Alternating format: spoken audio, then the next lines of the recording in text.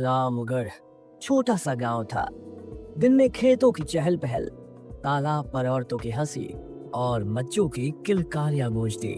सब कुछ सामान्य दिखता, लेकिन सूरज ढलते ही गांव बदल जाता।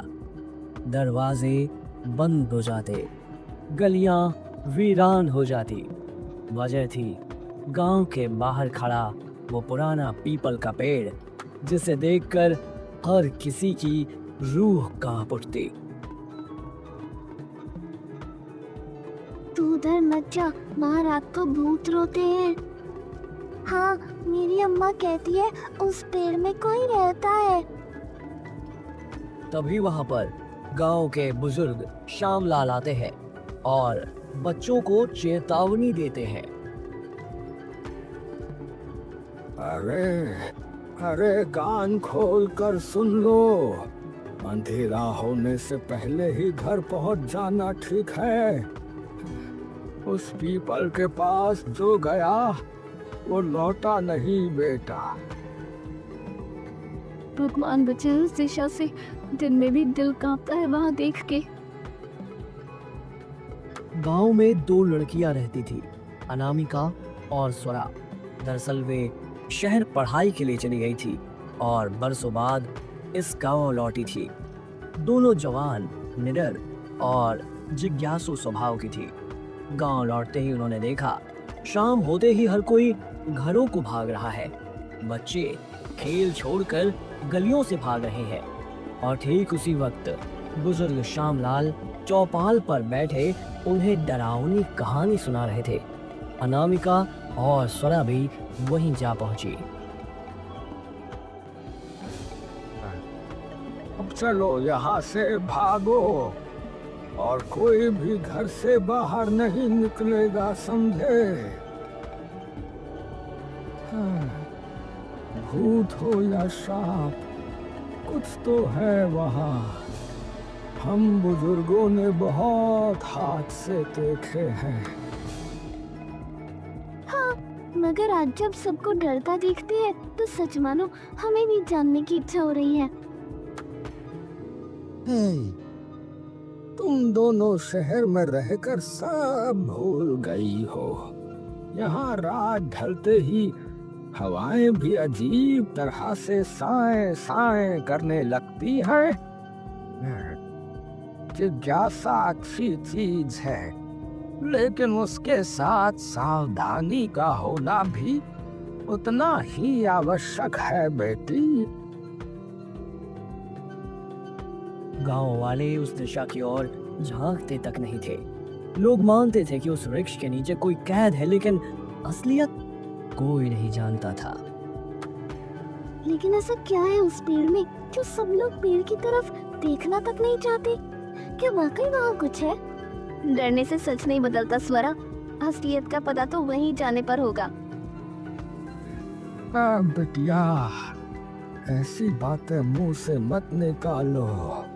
वो जगह तुम्हारे जैसी नादान लड़कियों के लिए नहीं है।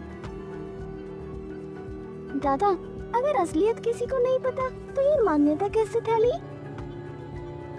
हाँ, क्योंकि जिसने भी उस पेड़ के पास कदम रखा वो लौटकर गांव में दिखाई नहीं दिया। नाम पहचान सब वहीं खत्म हो गया। या तो वो कहानियों में गुम हो गए या फिर आपके डर ने उन्हें निगल लिया। इतना कहकर दोनों अपने घर चली गई, लेकिन वो बात उन्हें बहुत ही अजीब लग रही थी। क्या आज भी भूत प्रेत होते हैं या फिर ये सब बस किस्से कहानियां हैं? घर पहुंचते ही इतने सालों बाद गांव आए हैं और टाइम पास के लिए भूत वाली कहानी मिल गई। लोग चाहे जो कहें, लेकिन अगर सच में उस पेड़ के पास कुछ है तो हमें पता करना चाहिए।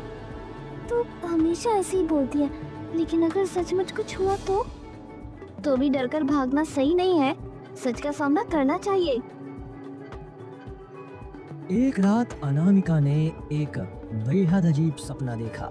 उसने देखा कि एक बूढ़ा आदमी सफेद लंबे बालों वाला कांपते हाथों से उसकी ओर बढ़ रहा है और उसे आवाज दे रहा है।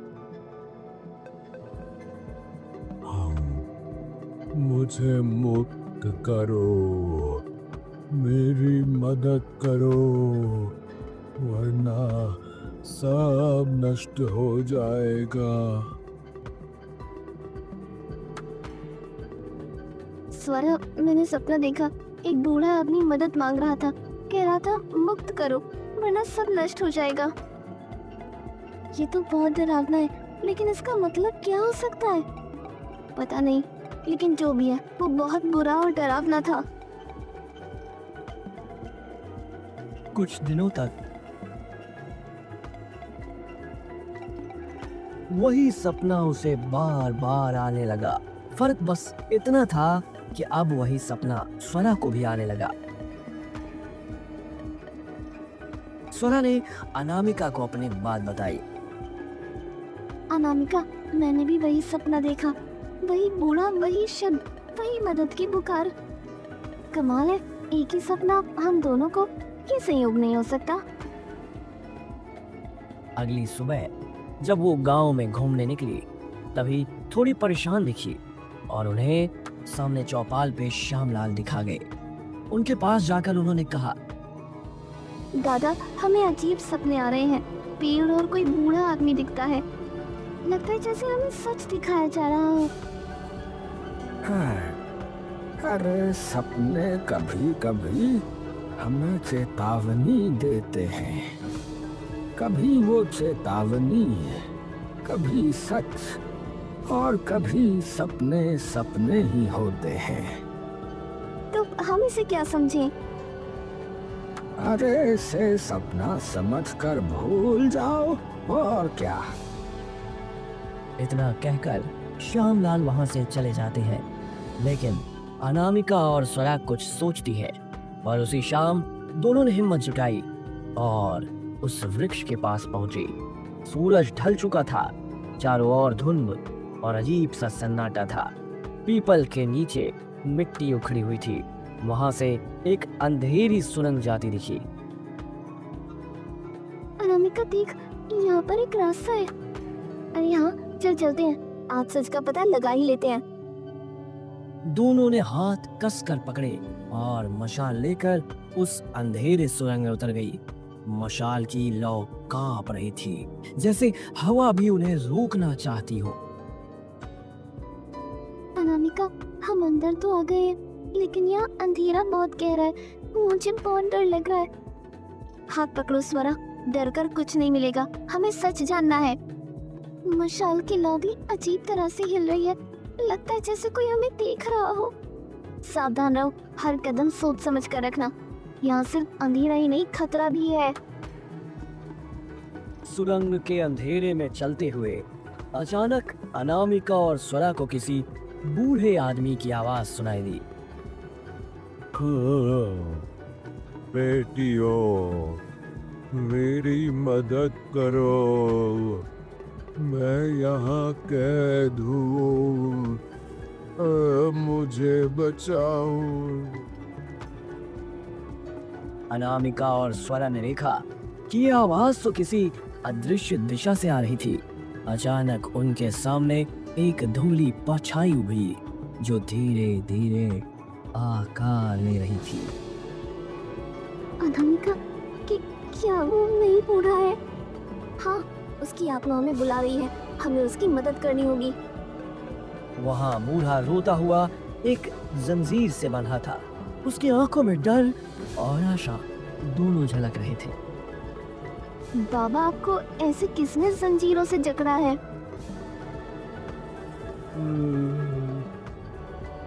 उस मंत्रिका ने, उस मंत्रिका ने। मंत्रिका कौन है?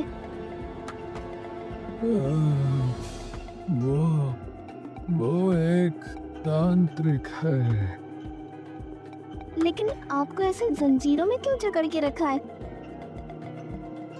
वो मुझसे बड़ी तांत्रिक बनना चाहती है, और इस गांव को हानि पहुंचाना चाहती है। लेकिन वो ऐसा क्यों करना चाहती है? वो मैं बाद में बताऊंगा। पहले जल्दी मुझे यहाँ से मुक्त करो। समय कम है, वरना वरना वो आ जाएगी। हाँ, हम अभी आपको मुक्त करते हैं। बाबा आप डरिए नहीं, हम आपको उस मंत्रिका के हाथों से बचा लेंगे। दोनों लड़कियां बाबा की जंजीरें तोड़ने ही वाली थी कि अचानक चारों ओर से एक अजीब सी गूंज उठी। सुरंग कांपने लगी, मशाल के लौ बुझने को ही और कानों में तेज मंत्रोच्चारण गूंजने लगा। ओम दैत्य विनाशाय नमः। ओम दैत्य विनाशाय नमः। तभी सुरंग के बीचों बीच उन्हें एक औरत दिखाई दी, काले वस्त्रों में, लाल आंखों वाली, हाथ में चमकती हुई मणि। वह लगातार मंत्र जप रही थी। ये कौन है? शायद यही मंत्रिका है, बूढ़ा बाबा सही कह रहा था। वो दोनों जल्दी जल्दी बूढ़े बाबा को आजाद करने में लगे थे कि तभी मंत्रिका उन्हें देख लेती है। कौन हो तुम? यहाँ क्यों आई हो? तो क्यों उस बूढ़े को बांध कर रखे हुए है? उसे मुक्त कर। बूढ़ा? तो उसने तुम्हें बहकाया? मूर्ख लड़कियों, वो निर्दोष नहीं, वो दैत्य है। लेकिन लड़कियों ने उसकी बातों पर भरोसा नहीं किया। तुझे धोखे की आदत होगी, पर हम इतनी आसानी से हार नहीं मानेंगे। वो दैत्य नहीं है, तू झूठ बोल रही है। उसे मुक्त करने से तू हमें नहीं रोक सकती, लेकिन हम तुझे रोक सकते हैं। तुम दोनों गलत कर रही हो। मुझे बचा लो बेटा, ये मुझे मार डालेगी। आप घबराइए नहीं बाबा, हम आपको कुछ नहीं होने देंगे। ओम दैत्य विनाशाय नमः। ओम दैत्य विनाशाय नमः। तभी अनामिका और स्वरा मंत्रिका पर कूद पड़ती है और उनमें बहस होती है। अचानक झगड़े के दौरान अनामिका की मशाल झटकी और मंत्रिका की मणि जमीन पर गिरकर चकनाचूर हो गई। एक भयानक चीख गूंजी, सुरंग की दीवारें कांपने लगी। अचानक वही बूढ़ा प्रकट हुआ, लेकिन अब उसकी आंखें लाल थी, दांत नुकीले और शरीर दैत्याकार।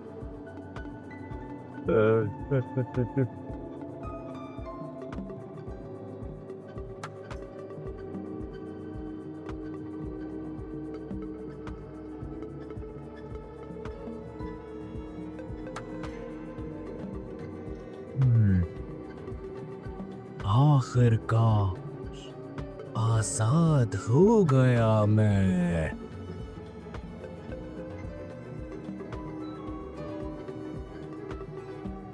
लड़कियां डर के मारे पीछे हट गईं।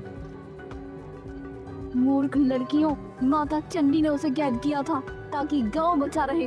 तुमने उसे मुक्त करके सबको संकट में डाल दिया। माता चंडी? हाँ, माता चंडी, जो गांव की कुल दैवत है, और मैं उनकी वाहक हूँ। इस दैत्य से गांव को बचाने के लिए माता ने मुझे चुना था। माफ कीजिए, हमें लगा आप बुरी तांत्रिक हो। हमसे बहुत बड़ी भूल हो गई।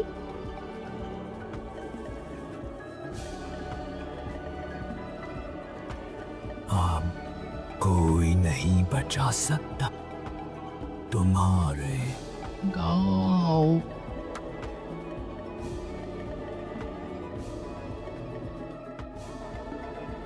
दैत्य ने फंजे फैलाए और अनामिका और स्वरा पर झपटा।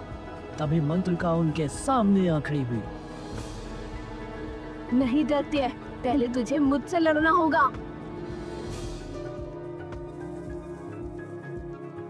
तू मुझे रोकने की हिम्मत करती है? अब कोई नहीं बचेगा। तू हमें बचा रही है? हाँ बेटियों, मेरी नियत यही थी। तुम्हें सुरक्षित बाहर निकालना ही मेरा काम है।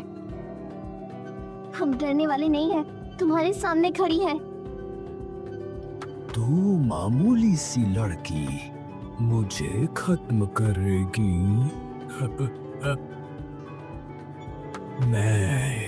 मैं तुम सबको खत्म कर दूंगा।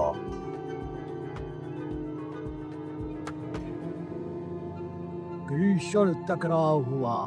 मंत्रों की गूंज से सुरंग हिलने लगी। मंत्रिका ने पूरी शक्ति लगाई और दैत्य को अनामिका और फरा के मुंह धकेल दिया, लेकिन धीरे मंत्रिका की शक्ति दैत्य के सामने कम होने लगी। भागो अभी, वरना तुम भी नष्ट हो जाओगी। ये दैत्य पूर्णिमा तक इस गुफा के बाहर नहीं निकल सकता। तभी अनामिका और स्वरा ने देखा दैत्य उस मंत्रिका पर हावी हो रहा था। अनामिका और स्वरा को बहुत बुरा लगा, लेकिन वो चाह कर भी कुछ नहीं कर पा रही थी। तभी एक छोटा सा पंछी वहां पर आया और मंडराने लगा।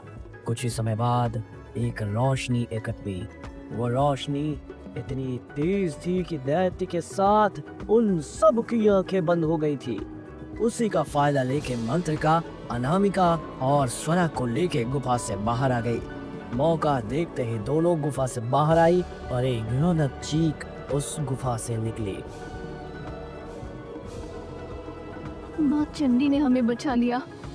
हमें माफ कर दीजिए, हमें नहीं पता था आप माँ चंडी की वाहक हैं। हाँ, हमसे बहुत बड़ी भूल हो गई। सच में हम नहीं पहचान पाए आपको। लेकिन अब दैत्य आजाद हो चुका है, अब हम क्या करेंगे? वो अगली पूर्णिमा तक कुछ नहीं कर पाएगा। अब माता चंडी ही हमें मार्ग दिखाएंगी। सबने चंडी के लिए हाथ जोड़ के प्रार्थना की। वो दोनों, उन्हें सिर्फ एक ही चिंता थी, आने वाली पूर्णिमा के बाद वो दैत्य सब कुछ खत्म कर देगा। लेकिन उसके पहले दैत्य का खात्मा करना होगा। लेकिन कैसे? अनामिका, हमें पूर्णिमा से पहले कुछ करना होगा। अब हमें माता चंडी ही बचा सकती है। उस रात अनामिका और स्वरा सो रही थी। जैसे ही नींद गहरी हुई, उनके सपनों में अचानक एक तेज रोशनी आई। वह रोशनी धुंधली रूप में बदलकर माता चंडी बन गई, जो उनके सामने खड़ी थी। देती हूँ, डरो नहीं, मैं तुम्हारी मदद के लिए आई हूँ।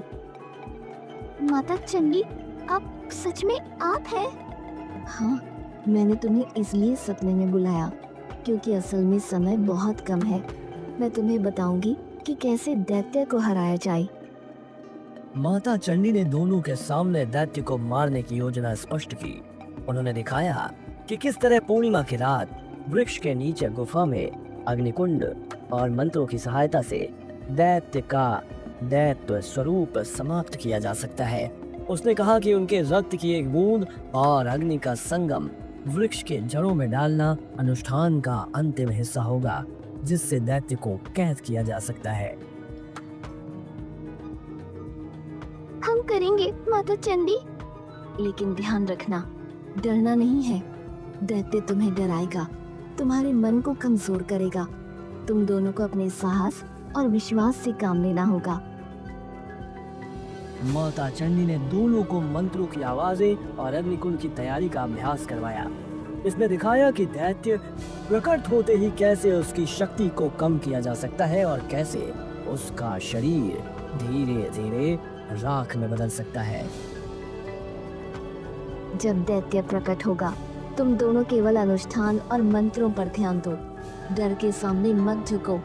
याद रखना, ये लड़ाई सिर्फ बाहरी नहीं, अंदर की भी है। जैसे ही शाम हुई, मंत्रिका अनामिका और स्वरा ने माता चंडी की हिदायतों को याद करते हुए पूर्णिमा की रात के लिए डरते हुए वृक्ष के गुफा में तैयारी शुरू कर दी। चारों ओर दीपक जलाए गए और मंत्रों का जाप शुरू किया। ओम दैत्य विनाशाय नमः, ओम दैत्य विनाशाय नमः। माता चंडी ने सब सिखाया, अब हम तैयार हैं। अब दैत्य को मरना ही होगा। जैसे ही उन्होंने मंत्र पढ़ना शुरू किया और रक्त अग्नि का संगम किया और वृक्ष को जड़ों पर डाला, जमीन कांपी और आसमान में काले बादल छा गए। दैत्य प्रकट हुआ, उसकी लाल आंखें भड़क रही थी। तुम मुझे बात नहीं मैं अजय हूँ।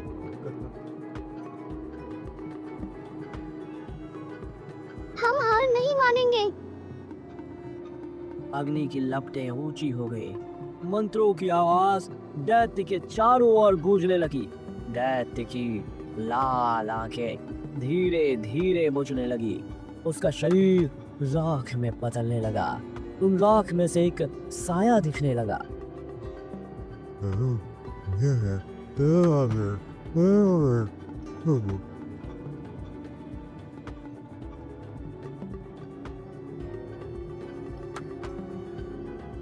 ओम दैत्य विनाशाय नमः।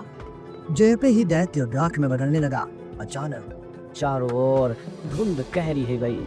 उस धुंध के बीच एक रोशनी फैलने लगी और उसी रोशनी से बूढ़ा दादा प्रकट हुए। उनका रूप अब शांत था और आंखों में गहरी पीड़ा थी।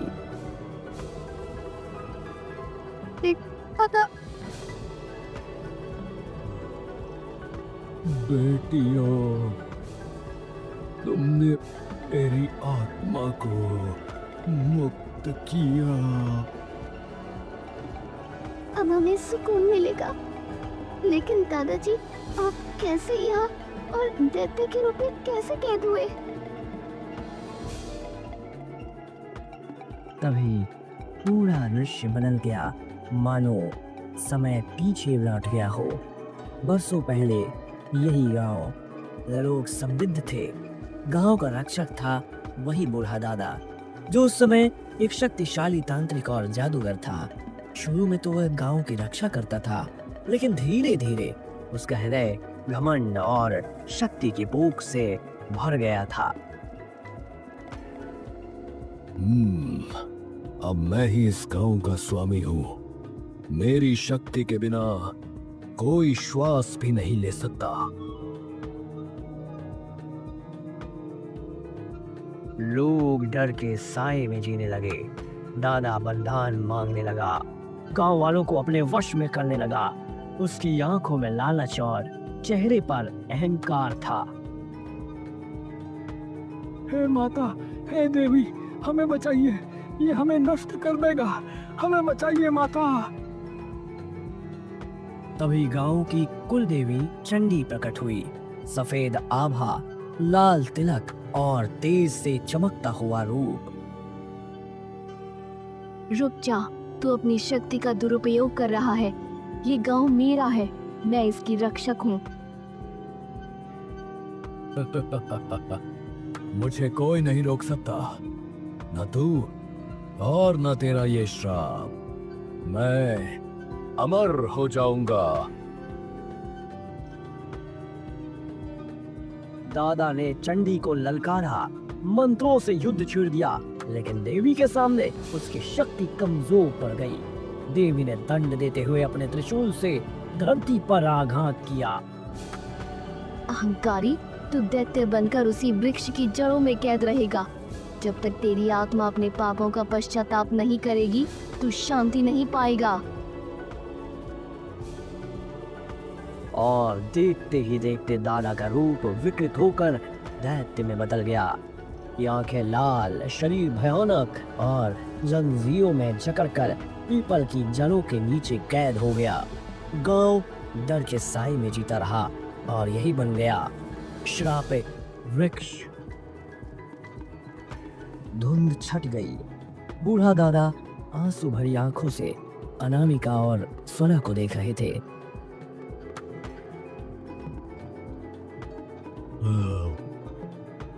बेटियों,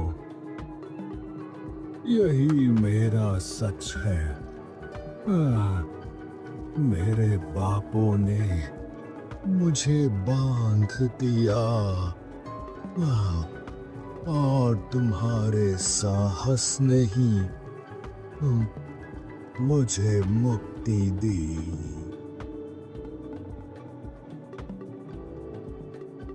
तभी प्रकाश का एक गोला बना और उसी से माँ चंडी प्रकट हुई, लेकिन इस बार वो भयावह नहीं बल्कि कुल देवी के दिव्य स्वरूप में थी। आप तो गांव की रक्षक देवी हैं। हमें लगा आप तांत्रिक थे। मैं तुम्हारे गांव की कुल देवी हूँ। मुझे चंडी नाम से पूछा जाता है। लेकिन जब दैत्य की शक्ति बढ़ने लगी तो मैंने खुद को गुप्त रूप में छिपा लिया ताकि सही समय पर उसे रोक सकूं। माँ चंडी ने दोनों लड़कियों के सिर पर हाथ रखा, उनकी आंखों में आत्मविश्वास और साहस भर दिया। बेटियों, तुम्हारे साहस से ही आज ये श्राप टूटा है। गढ़ ने जिस सच को छुपाया था, तुम्हारे विश्वास ने उसे उजागर किया। माँ, हमने गलती से दैत्य को मुक्त किया, लेकिन आपने हमें रास्ता दिखाया। यही नियति थी। जब तक इंसान अपनी गलती नहीं देखता, वो सुधार नहीं पाता। तुम दोनों इस गांव की सच्ची रक्षक हो। इतना कहकर देवी का स्वरूप आकाश में विलीन हो गया, लेकिन उनके आशीर्वाद की रोशनी पूरे गांव पर फैल गई। गांव के लोग अगले दिन देख रहे थे कि श्रापित वृक्ष तो अब सामान्य लग रहा था। उसके नीचे कोई आहट, कोई चीख नहीं थी। पहली बार गांव में सुकून और आजादी की हवा बही। इस तरह अनामिका और स्वरा के साहस, चंडी के मार्गदर्शन और दादा की आत्मा की मुक्ति से रामगढ़ गांव उस श्राप से हमेशा के लिए आजाद हो गया।